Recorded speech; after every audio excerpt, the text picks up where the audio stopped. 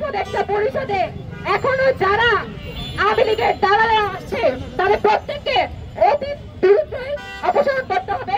আমি অনুরোধ করবো ডক্টর মোহাম্মদ ইউনূস স্যারকে সে যেন ইন্টারিম সরকার আবার পুনর্গঠন করে। যাদের মুখে স্বৈরাচারের পতনের আওয়াজ ছিল না, যাদের মুখে যাদেরকে সশরীরে রাজপথে আমরা দেখিনি, তাদের মতো উপদেষ্টা দিয়ে বাংলাদেশ ফ্যাসিবাদমুক্ত হবে। বিবেক ভুলে ঐক্য করো, বাংলাদেশ রক্ষা করো, বাংলাদেশ রক্ষা করো, বিবেক ভুলে ঐক্য করো, বিবেক ভুলে ঐক্য করো, বাংলাদেশ রক্ষা করো। আমাদের বাংলাদেশ 5ই আগস্ট স্বাধীনতা থেকে অর্জন করেছে, কিন্তু একটা মানুষও বলতে পারবে না যে বাংলাদেশে স্বৈরাচারের যে সকল দালালেরা রয়েছিল তারা পুরোপুরিভাবে বাংলাদেশ থেকে চলে গিয়েছে। অগাস্ট মাসে যখন ঘোষণা করা হলো যে বাংলাদেশে গণ অভ্যুত্থান পরবর্তী স্বাধীন বাংলাদেশে আমরা এমন কাউকে ক্ষমতায় বসাবো এটা পুরোপুরিভাবে জনগণের মতে বসানো হবে, কিন্তু কাউকে কি কোনো কিছু জিজ্ঞেস করা হয়েছে? উপদেষ্টা পদে এখনো এমন এমন কেউ বসে আছে যাদেরকে কেউ চিনে পর্যন্ত না। এই যে মোস্তফা সারোয়ার ফারুকী স্বৈরাচারী হাসিনার আমলে উনি একজন স্বৈরাচারের দালাল ছিলেন।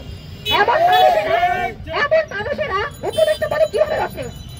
এমনকি পরবর্তী সময়ে এসেও বাংলাদেশে যে সকল চাকরিদাতা দালালেরা রয়েছে এখন বিভিন্ন অপরাধ সংঘটিত হচ্ছে, তাদের বিরুদ্ধে কোনো অ্যাকশন পর্যন্ত নেয়নি, যা সরাসরি এটাই প্রমাণ করে যে তারা এখনো স্বৈরাচারের চাকরিবাদে সে আমলের মুখ দান করতে চাচ্ছে এবং তারা চাচ্ছে এই চাকরিবাদের পুনরাবৃত্তি ঘটুক।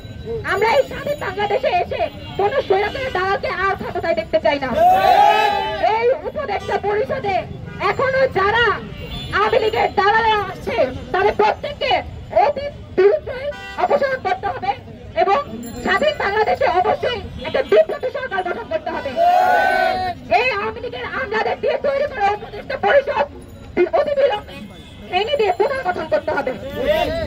সে পর্যন্ত আমরা আমাদের অবস্থান থেকে প্রতিবাদ করে যাবো এবং জুলাই মঞ্চ আজকে 96তম দিন যাবত অবস্থান করছে গণহত্যা বিরোধী মঞ্চ হিসেবে গণহত্যার বিচারের দাবিতে, এবং জুলাই মঞ্চের লক্ষ্য হচ্ছে দেশের সাথে ভিন্ন দল ভিন্ন মানুষদেরকে ঐক্য করা, দেশের সাথে অবশ্যই আওয়ামী লীগের দালালদেরকে অপসারণ করতে হবে এবং আমরা জুলাই মঞ্চের পক্ষ থেকে আমাদের সর্বোচ্চ পদক্ষেপ নিয়ে যাব।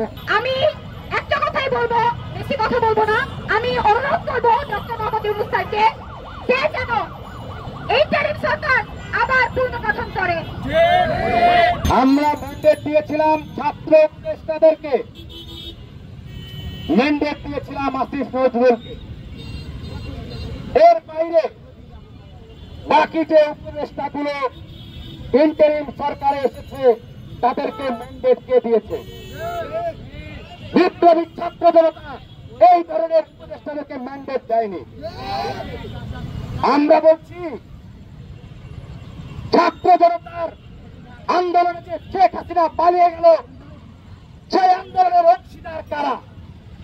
সেই আন্দোলনের অংশীদারদের মধ্যে এই যে যাদের নাম বললাম তারা ব্যতীত কেউ অংশগ্রহণ করেছিল? একটা উপদেষ্টা রাজপথে নেমেছিল? বিগত 16 বছর তাদের মুখে বোমা মেরেও হাসিনা বিরোধী একটা কথা বের করা যায়নি। যাদের মুখে অন্যায়ের প্রতিবাদ ছিল না, যাদের মুখে স্বৈরাচারের পতনের আওয়াজ ছিল না, যাদের মুখে যাদেরকে সশরীরে রাজপথে আমরা দেখিনি, তাদের মতো উপদেষ্টা দিয়ে বাংলাদেশ ফ্যাসিবাদমুক্ত হবে, সেটারই স্পষ্ট প্রমাণ আমরা বাংলাদেশে দেখতে পাচ্ছি। বিগত 9 মাস ধরে এই বিপ্লবে অংশগ্রহণ নেই, বিপ্লবের কোন অংশীদারিত্ব নেই। এই ধরনের উপদেষ্টারা উপদেষ্টা পরিষদে বসেছে বিধায় বাংলাদেশ এখনো ফ্যাসিবাদের কবল থেকে মুক্ত হয়নি।